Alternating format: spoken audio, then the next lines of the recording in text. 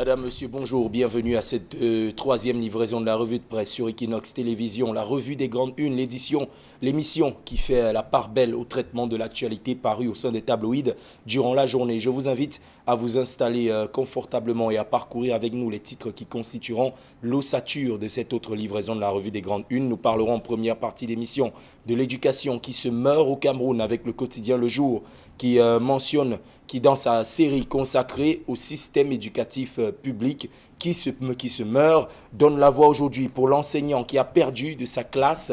Le journal revient sur les différentes turpitudes que traverse le corps enseignant depuis près d'une trentaine d'années entre dévalorisation salariale, clochardisation et même agression subie par ces enseignants de la part même des apprenants. Comment est-ce qu'on en est arrivé à passer de solde de Dieu de la craie à martyr de la craie? Nous essaierons d'y voir un peu plus clair au cours de cette édition de la revue des grandes unes.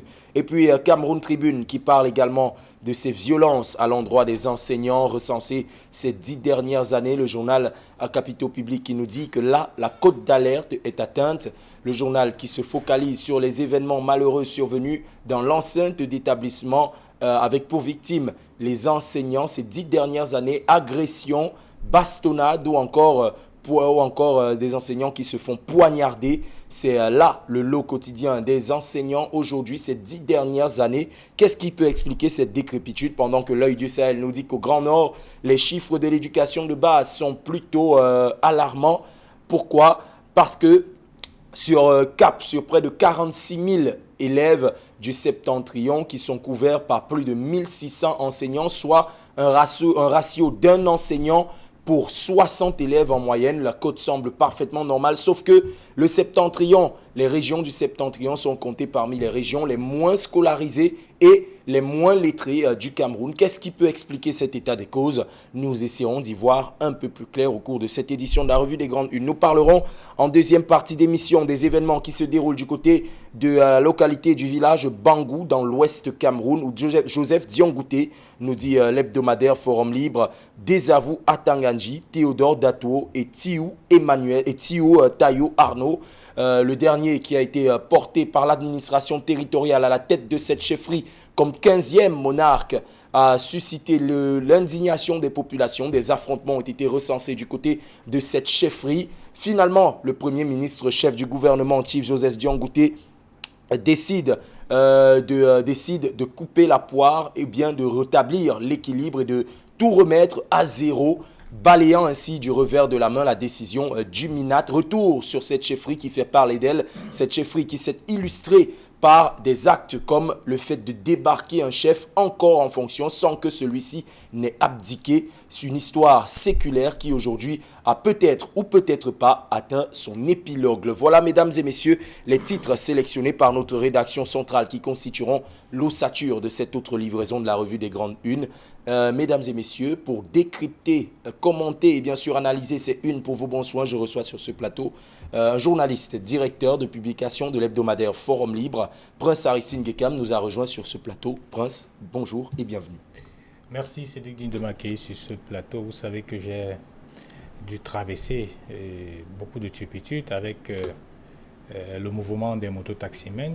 Oui. Où, entre eux, ce n'est pas avec la police cette fois-ci. La police ici est là pour essayer de mettre de l'ordre pour que la circulation puisse se faire. Mais il se trouve que il y a comment je vais dire, des bandits entre guillemets qui, sous le nom du sceau d'un syndicat, ont attribué un certain nombre de chasubles qui sont vendus aux mototaximens par secteur. Mais il se trouve que cette gestion est décriée par les mêmes mototaximens qui ont décidé de ne plus porter ces chasubles-là. Et à l'occasion, les deux camps se bagarrent dans nos rues, dans les rues d'Aqua, en allant vers des deux. Et du coup, la circulation est totalement coupée. Les forces de maintien de l'ordre sont là avec le Mami Wata qu'on connaît pour essayer de disperser les populations. C'est franchement déplorable. Je pense que nous sommes dans un état qui fonctionne encore. Il faille qu'on puisse mettre de l'ordre dans ces organisations professionnelles-là. Oui. D'habitude, on leur demande de s'organiser entre eux pour mener des plaidoyers, mais il se trouve qu'entre eux-mêmes, il y a des détournements qui sont décriés et par conséquent, d'aucuns refusent d'acheter les chasubles. Oui, justement, cette situation qui est tendue et qui semble s'envenimer du côté du carrefour Bonakwamo, toute la ligne allant de la salle des fêtes jusqu'à l'école publique d'Eido, la situation est bloquée. Nous y étions. Plusieurs blessés collatéraux sont actuellement à déplorer. Les événements se poursuivent. Nous y reviendrons. Nous entrons dans la première thématique consacrée de cette émission, l'éducation au Cameroun et l'enseignant placé au second plan. S'il n'est pas clochardisé par les pouvoirs publics, il est agressé par les élèves à qui il dispense le savoir. Aujourd'hui, une situation d'autant plus dramatique que les enseignants ont levé le mot d'ordre de grève. OTS, on a trop supporté. Aujourd'hui, Prince Aristide Ngekam, qu'est-ce qui explique cette décadence de la vision même de l'enseignant par rapport à la population camerounaise? Je dirais que ça commence par l'enseignant lui-même. Allez interroger le nombre. C'est-à-dire que faites une petite enquête, vous demandez aux enseignants, ce sont des enseignants qui enseignent vos enfants et nos enfants, pourquoi ils sont allés enseigner. Vous remarquerez qu'il n'y a pas de vocation. Il n'y a pas de vocation. Vous remarquerez qu'il y a sur une échelle de 100, vous remarquerez qu'il y a moins de 10 qui vous disent que je suis allé enseigner parce que j'aime ce métier, parce que j'ai envie de transmettre le savoir. 80%, dans les 80-85%, vous diront que, à défaut de n'avoir pas peut-être eu un tel concours prestigieux, il est allé faire l'école normale pour l'avoir. Et même ou alors l'entrée à l'école normale était moins onéreuse, contrairement à d'autres écoles. Donc, du coup, vous avez des gens qui ne sont pas engagés. Ça, il faut se regarder dans les yeux et le dire. Vous avez un bon nombre qui ne sont plus engagés. Et leur situation même, c'est-à-dire que le fait d'encadrement avec l'État n'est pas venu encourager ou alors leur ramener dans une conscience professionnelle. Non, l'État a favorisé cette décrépitude aux yeux de l'enseignant, aux yeux même, que ce soit des parents et puis encore des élèves. Comment comprenez-vous qu'un enseignant qui n'a pas de salaire, qui vient à l'école, qui ne peut pas se loger, qui ne peut pas mieux se vêtir, vous pensez qu'il peut être respecté par l'élève, par un élève? Non, non. Et du coup, il y a ce contraste-là qui s'est installé et par conséquent, les élèves pensent que, les plus nantis aussi, pensent qu'ils sont au même niveau que l'enseignant. Donc je pense qu'il y a un certain nombre de conditions qui n'encouragent même pas des gens à exercer, c'est-à-dire que non seulement à exercer, mais à se rouer vers la profession. Je vous ai dit, pour la plupart, vous disent, j'y vais, peut-être j'entre à l'école normale, parce que je suis au moins sûr qu'en sortant, j'aurai un matricule.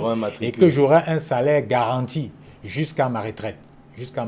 Encore que ça aussi, il y a eu un point d'interrogation dessus lors des derniers événements, lors des dernières grèves. Exactement, mais tout au moins, ils vous diront que l'argent de l'État, comme ils ont l'habitude, les fonctionnaires, l'argent de l'État ne se perd jamais. C'est-à-dire que quand vous devez l'État, tôt ou tard, ça prendra le temps que ça prendra, mais on vous paiera un jour. Donc, mais pour revenir sur le geste, c'est un problème qui est véritablement crucial et il ne faut pas l'encourager, loin s'en faut, amenant avec des agressions que nous vivons au fil des jours et au fil des semaines dans les lycées et dans nos établissements scolaires privés. C'est une situation qui est grave et je pense que la première responsabilité aussi incombe aux parents qui doivent pouvoir éduquer les enfants, sensibiliser les enfants en leur disant, écoutez, lorsque nous payons de l'argent pour vous envoyer à l'école, c'est pour que vous allez acquérir un savoir. Et celui qui vous donne ce savoir est en réalité comme un Dieu. Et donc, par conséquent, vous devez l'honorer, le respecter, comme vous louez le Seigneur lorsque vous allez à l'église tous les dimanches et vendredi pour ceux qui vont à la mosquée pour les musulmans. Ouais, justement, cette situation qui tombe dans la décrépitude de plus en plus, ces enseignants qui sont passés de Dieu de la craie à martyrs de la craie, les situations qui se déroulent aux quatre coins du pays, notamment la dernière en date, l'attaque au poignard du principal d'un collège de la ville de Yaoundé au quartier Nkolbison renoue encore avec la théorie de la décrépitude de la situation des enseignants au Cameroun. Nous entrons dans la deuxième et dernière thématique de cette émission. Le journal Forum Libre s'intéresse à ce qui se passe du côté du village Bangou où nous dit le journal en titre Diangote a désavoué Atanganji et Titou Tayou Arnaud, qui était normalement, enfin, selon l'administration territoriale, celui qui a été porté comme 15e monarque de cette dynastie-là. Aujourd'hui, le Premier ministre décide de remettre les compteurs à zéro, surtout en faveur des récents événements qui sont déroulés du côté de la chefferie. Pourquoi il a fallu en arriver là pour que finalement la primature se saisisse de l'affaire? Est-ce à dire que la décision du ministre de l'administration territoriale était purement unilatérale? Je ne pense pas. Le ministre de l'administration territoriale a forcément peut-être ses raisons. Et lorsque vous avez lu son courrier du 15 mars, il dit qu'il s'est basé sur les consultations faites auprès des différentes notabilités par ses services déconcentrés, notamment la préfecture.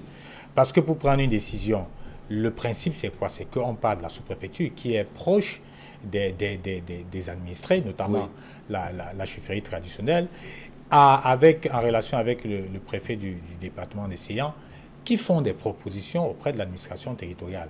Et c'est elle dont, en dernier ressort, qui tranche. Mais il se trouve que depuis pratiquement 4 ans que la chefferie est vacante. La chefferie est vacante après le décès de Sa Majesté Tayo Marcel. Il y a eu des funérailles qui ont été organisées pour arrêter ou alors pour désigner le nouveau chef. Selon les us et coutumes bamileke. Mais il s'est trouvé qu'il y a eu 2 arrestations le même jour. Et par conséquent, il y a un camp qui a pour chef Ngambou Kemayou Marcel, qui est le fils du 12e monarque de la dynastie Bangou. Oui. C'est-à-dire que et Tayo, qui est le fils en réalité du récent monarque qui est parti. Oui. Qui est parti. Et donc, vous avez un certain nombre d'élites qui se sont joints à cette affaire, notamment l'honorable vice-président de l'Assemblée nationale, Théodore Dato. On l'a vu crier à Hu et à Dia, menaçant même un certain nombre d'autorités administratives, pour dire que c'est le fils du défunt roi, du défunt Tayo, oui, qui sera le nouveau souverain. Qui sera le nouveau souverain. Mais il se trouve, et je l'ai expliqué ici dans l'une de nos éditions, que la dynastie Bangou a commencé à avoir des problèmes lorsque le 12e monarque est allé en exil. C'est-à-dire que c'était en 1960. Oui. C'est-à-dire qu'il prend les rênes dans les années 50, il a des problèmes, c'est un UP6, il a des problèmes avec l'administration coloniale de l'époque. Il s'exile d'abord de la Corée, après s'établit définitivement en Guinée. Mais 7 ans après, les Bangou ont mis un autre chef qui s'appelait Sa Majesté Njomo, oui, au sein de la chefferie.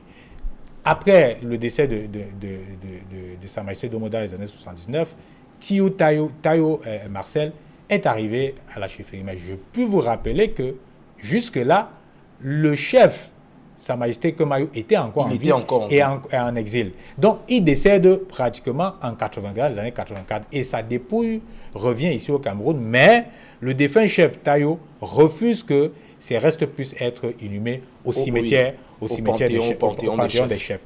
Et donc, c'est comme ça que les restes de Sa Majesté Kemayou seront gardé dans sa famille maternelle au niveau de Bayou. Donc, à l'issue du décès de Tayo Marcel, les élites se sont assis et ont dit qu'il faudrait en principe qu'on puisse retrouver la vraie lignée. Parce qu'il faut le noter. On ne remplace pas, on n'a jamais vu ça nulle part, on ne remplace pas un pays bamileke un roi qui est encore vivant et qui n'a pas abdiqué. Je dis bien qui n'a pas abdiqué. C'est une spécialité du village Bangou. Mais curieusement, c'est ce qui s'est passé à Bangou. C'est-à-dire que vous avez Sa Majesté Njomo, alors que le chef Kemayou était encore en vie, en exil. Vous avez Tayo Marcel, alors que le chef Kemayou était encore en vie. Donc, en réalité, si on veut être froid, il y a eu 2 imposteurs. Oui. 2 imposteurs à la chefferie Bangou. Et c'est la raison pour laquelle le camp piloté par le Kwipou, c'est-à-dire que l'adjoint de Feu Kemayou le prince Nana Sinkam, a exigé ou proposé à l'administration, pour revenir selon les fondamentaux des us et coutumes bamileke, qu'on puisse prendre l'héritier de Sa Majesté Kemayou, qui est notamment Ngambou Kemayou Marcel. Oui, c'est la raison pour laquelle, le jour des festivités des funérailles de ce côté-là, on a arrêté plutôt Sa Majesté Ngambou Kemayou Marcel. Donc, à l'issue de ça et des consultations et des tractations, récemment, le 15 mars dernier, le ministre de l'administration territoriale a pondu une lettre adressée au préfet des Hauts-Plateaux en indiquant que